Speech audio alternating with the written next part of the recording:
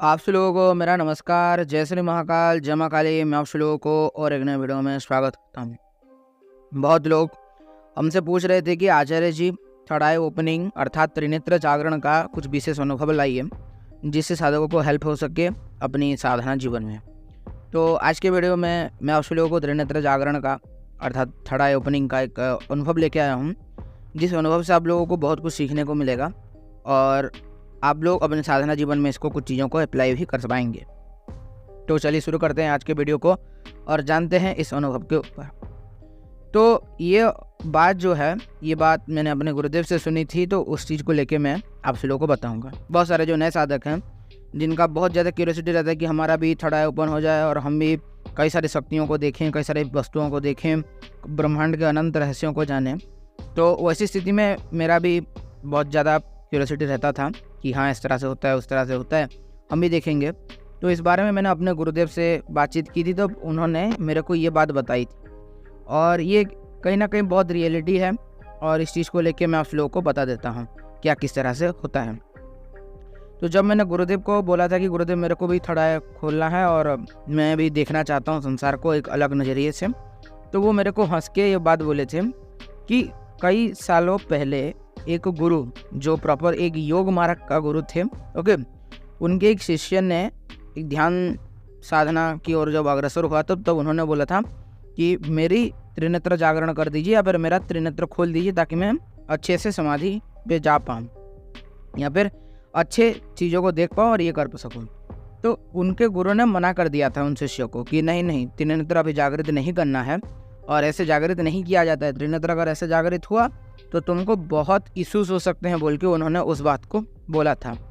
तो ऐसी स्थिति में उनके शिष्यों के द्वारा, वो जो योग गुरु थे उनके शिष्यों के द्वारा उनको बहुत ज़्यादा फोर्स किया गया कि नहीं गुरुदेव आप खोल ही दीजिए और हम हैंडल कर लेंगे जैसे तैसे करके।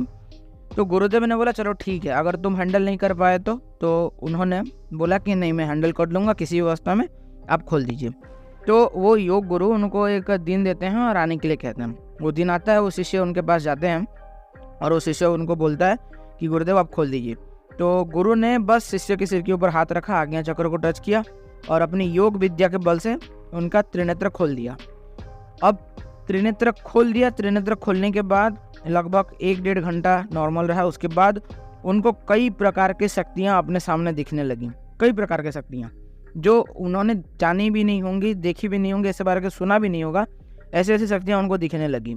अब उन्होंने क्या किया कि अब उन्होंने चालू किया अपना ध्यान का साधना, कि हाँ योग विद्या का साधना उन्होंने चालू किया। लेकिन शक्तियाँ दिखने के वजह से और शक्तियों को देख पाने के वजह से शक्तियाँ अब लगातार इनसे कॉन्टैक्ट करने लगी, लगातार, कि हाँ अब ये है वो है। जब अब वो एक ऐसी अवस्था में फंस गए थे कि ना वो उन शक्तियों को इग्नोर कर पा रहे थे, ना वो अपनी साधना कर पा रहे थे। दोनों ऐसी स्थिति में फंस गए जहाँ पे वो बीच में ही रुक गए। ऐसी स्थिति जब हुई तो ना वो कुछ कर पाए। ऑटोमेटिकली 1 से 2 दिन के अंदर वो जो शिष्य थे उनका एकदम विक्षिप्त वाला स्थिति आ गया, अर्थात वो पागल जैसे होने लग गए थे। फिर वो अपने गुरु के पास गए, पैर पकड़े और बोले कि गुरुदेव अब हमसे नहीं हो रहा है और अब आप देख लीजिए कि ये किस तरह से होता है। फिर उनके गुरु ने फिर उनके ऊपर फिर से शक्तिपात करके वो सारा चीज़ को अब उनके बॉडी में नॉर्मलाइज्ड किया। तो इसी प्रकार का एक अनुभव रहता है त्रिनेत्र जागरण का। अगर सही तरीके से मैं बोलूँ, अगर सही तरीके से मैं आप लोगों को समझाने चलूँ, तो जो थर्ड आई है जिसको आप लोग त्रिनेत्र बोलते हो वो है हमारा आज्ञा चक्र। उसमें 2 पटल होते हैं, एक होता है लेफ्ट साइड की ओर, एक होता है राइट साइड की ओर। अब वो 2 पटल जो होते हैं, वो 2 पटल का बहुत ज़्यादा महत्व है त्रिनेत्र जागरण में। ये बहुत रेयर लोगों को पता रहता है। जो लोग प्रॉपर सही तरीके से कुंडलिनी अभ्यास करते हैं उनको आइडिया होगा कि वो 2 पटल क्यों होते हैं, वो 2 पद्माकार आकृति होते हैं, वो क्यों होते हैं। उतना तो जाएंगे नहीं, बट मैं आपको बता देता हूँ थोड़ा ऊपर ऊपर से, ताकि आप लोग को आइडिया हो जाए। हमारे शरीर में मूलाधार से लेकर सहस्त्रार तक 7 चरण हैं।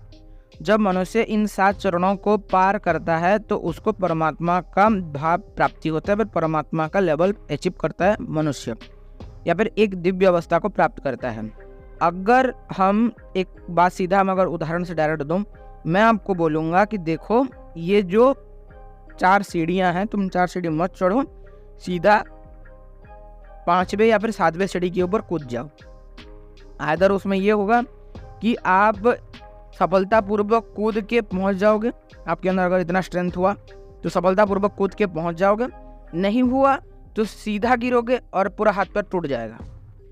तो 100% में से 99% ये चांस है कि आप गिरोगे और आपका हाथ पैर टूटेगा, और 1% कहीं ना कहीं चांस है कि आप सीधा जंप मारोगे और उस सीढ़ी के ऊपर पहुंच जाओगे और आपको कुछ नहीं होगा। तो कहने का तात्पर्यता यह है, त्रिनेत्र जो है या फिर जो आज्ञा चक्र है जिसको आप थर्ड आई भी बोल रहे हो, वो कुंडलिनी के एक अंश विशेष है। अगर डायरेक्ट आप खोल दोगे या फिर डायरेक्ट खोलने की कोशिश करोगे, उस स्थिति में आप खुद पागल हो सकते हो या फिर आपके ऊपर कुछ हो जाएगा, इशू हो जाएगा, आप इधर खुल जाएगा। खुल गया तो चलो एक बात है कि खुल गया, नहीं खुला ना फिर और दुविधा है कि भैया वो फिर आपको गड़बड़ कर देगा। कारण वो चक्र अगर बिगड़ा, एक बार अगर आज्ञा चक्र बिगड़ गया, मानसिक असंतुलन, सीधी बात पूरा मानसिक संतुलन हिल जाएगी। दूसरी बात, सोचने समझने की क्षमता चली जाएगी। तीसरी बात, नींद नहीं ले पाओगे। चौथी बात, आपका जो क्या है विचारिक क्षमता है, जो मनुष्य नॉर्मली विचार करता है, वो विचारिक क्षमता खत्म हो जाएगी। ये सारा चीज आपके साथ होगा और सुनिश्चित होता है ये कुंडलिनी जागरण साधना का एक गहन रहस्य है। चक्र बिगड़े तो गायब हो जाओगे। इसीलिए जो लोग सोचते हैं कि हमारा आपने कुछ प्रैक्टिस ही नहीं किया, साधना वाधना का किसी भी प्रकार का चीज़ का आपने प्रैक्टिस नहीं किया, ना जपा है ना कुछ किया, अब सोच रहे हो कि मेरी कुंडलिनी खुल जाए और मैं एकदम सुपरमैन बन जाऊं, तो भूल जाओ भाई, ऐसा कुछ नहीं होने वाला। धीरे धीरे करके हर बूंद बूंद से समुद्र बनता है। धीरे धीरे करके साधना करो, मूलाधार जागृत करो, मूलाधार के बाद फिर स्वाधिष्ठान एक्सेट्रा, धीरे धीरे करके एक एक चक्र फिर बढ़ाते जाओ। अगर जब एक एक चक्र बढ़ाते जाओगे, फिर एक एक ग्रंथियों को भेद करते जाओगे। मनुष्य के शरीर में 3 ग्रंथि हैं, ब्रह्म ग्रंथि, विष्णु ग्रंथि, रुद्र ग्रंथि। पैर से लेकर नाभि तक ब्रह्म ग्रंथि होता है, नाभि से लेकर कंठ तक विष्णु ग्रंथि होता है, कंठ से लेकर सहस्त्रार चक्र तक या फिर आपके तालु मूल तक रुद्र ग्रंथि होता है। सबसे उग्र ग्रंथि जो है वो रुद्र ग्रंथि होती है। रुद्र ग्रंथि में अगर कुछ भी बाय मिस्टेकली 1% के लिए भी कुछ इधर उधर हुआ तो आपका पूरा सिस्टम बिगड़ जाएगा कुंडलिनी का। इसलिए जब कुंडलिनी साधना या फिर कुंडलिनी जागृत की जाती है, तब साधक को गुरु सानिध्य में रहना पड़ता है। गुरु उस ऊर्जा को एकदम मेंटेन करते हुए, एकदम हल्का हल्का से धीरे धीरे जैसे पानी का लेवल बढ़ता है ना धीरे धीरे करके, उसी प्रकार धीरे धीरे पानी का लेवल बढ़ाते हुए वो अपनी कुंडलिनी को सहस्त्रार तक पहुंचाता है शिष्य के। उसमें अगर डायरेक्ट एकदम प्रेशर से सहस्त्रार तक पहुंचा दिया जाए, आइदर शिष्य का पूरा कुंडलिनी फट जाएगा, फिर कुछ ना कुछ हो जाएगा। इसीलिए ये सारी चीजें गुरु निर्देशन में की जाती हैं। उचित मार्गदर्शन, उचित समय, उचित निर्देशक के सानिध्यता में ये होती है, और आपका उतना लेवल होना चाहिए कि आप वो चीज़ें कर पाओ। इसलिए कुंडलिनी जागरण, ताड़ा ओपन, कुछ भी कर रहे हो भाई, उससे पूर्व आप लोगों को एक चीज़ ध्यान देना है कि आपका लेवल कितना है। अपना लेवल बढ़ा दो, मंत्र जाप लगातार करो, ऑटोमेटिकली एक समय आता है जहाँ पे ऑटोमेटिकली कुंडलिनी बढ़ जाता है। लोगों को तो यहाँ तक नहीं पता कि कुंडलिनी कितने प्रकार का होते हैं। कुंडलिनी 3 प्रकार की कुंडलिनी है, एक परा कुंडलिनी, एक चेतना कुंडलिनी, एक सूक्ष्म कुंडलिनी। तो आपकी कौन सी कुंडलिनी खुली है वो तो लोगों को नहीं पता, कि हमको किस कुंडलिनी को जागृत करना वो लोग नहीं जानते हैं। तो इसके ऊपर कभी अगर आप लोगों को अच्छा लगे तो कमेंट में बताइएगा, मैं प्रॉपर एक डिटेल वीडियो लाऊंगा कुंडलिनी के ऊपर। तो आज का सारा चीज़ बताने का तात्पर्यता ये है कि आज्ञा चक्र खुलने के पीछे मत जाइए।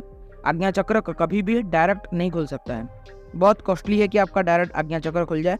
और जो लोग बोलते हैं कि हम आज्ञा चक्र हमारा खुला है, पर थर्ड आई ओपन हो चुका है और हम ब्रह्मांड को देख रहे हैं, तो वो एक बस तकियानुसी सी बातें हैं।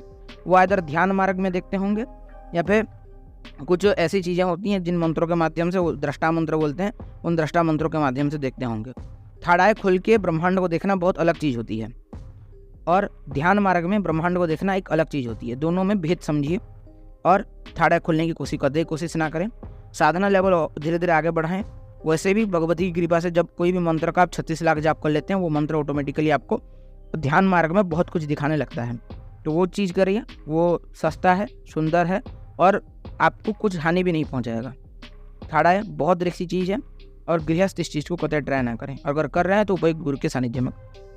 अगर आज का वीडियो आप सभी को इन्फॉर्मेटिव लगता है, अच्छा लगता है, तो अवश्य लाइक करें, शेयर करें, सब्सक्राइब करें।